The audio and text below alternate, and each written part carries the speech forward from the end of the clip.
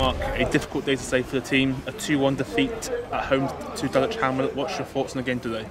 Well, I feel sorry for the players, to be honest with you. I asked for a lot of work, a lot of energy and a lot of desire and to have a right go and try and dominate their opponent. And credit to them, they've worked their absolute socks off today. Didn't do that last week, we've got a response on that front. Unfortunately, goals change games. Fortunate penalty for them, very fortunate. It's 1-0 up, that's changed the game a little bit, because the fact is that although we weren't dominant, we were certainly the team that looked a bit more like it than our opponents. Then you find yourself 1-0 down, but no one felt sorry for themselves. The second half I thought we started particularly well. The goalkeeper's made a great save early on in the second half, and then literally minutes later Carnell's hit the post. You think maybe that's going to be your day. Then obviously we're throwing caution to the wind, throwing players forward, they get a second.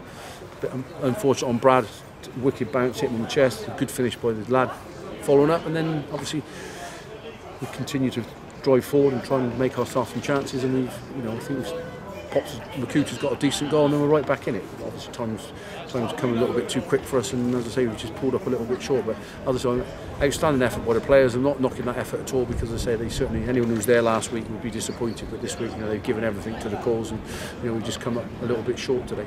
Yeah, a very controversial penalty in the first half for the visitors. Obviously Tyndall back in the starting team, obviously last week and this week as well. Is it good to see him back? Absolutely. He's dominant. You see what he was like. He's big, he's strong, he's powerful. He's a leader.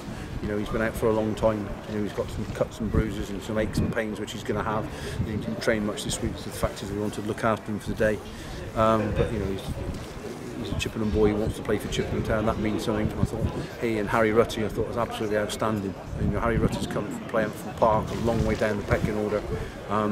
He's trained properly. He's worked his socks off to be in the first team. He was excited about playing. We told him in the week that he will be playing, and he's had a very good game. Absolute credit to Harry Rutty. He's done particularly well. It just shows that we've got some young ones coming through the ranks. There's a couple more over there watching today, and Kane and his mate are over there. So yeah, hopefully we can use a few more of those as the time goes on. But disappointed, as I say, with the result, but the performance on a difficult pitch was very good in comparison to what we certainly produced last week. So disappointed, but 4 games to go. There's teams at the bottom of this league fighting for their lives to stay in the league. Some big clubs, some big experienced clubs as well, some big finance. So we shouldn't be too hard on ourselves, because as I say, this is a tough, unforgiving division, and credit to the players for getting the points that we needed. But we've still got some points left, and we'll still be fighting for those. Yeah, obviously a lot of good experience for the youth players, the team academy players. Obviously Rutty, Kane, obviously signed last week. Do you think you need any more players to add to the team if there's any short numbers? Well, there won't be any more now, because the deadline's gone. So we've got what we've got. So Jan's pulled up with a hamstring, so he's going to miss the rest of the season, I would imagine, with that. But as I say, we've got a good group. We've got some good lads. We're missing some big players.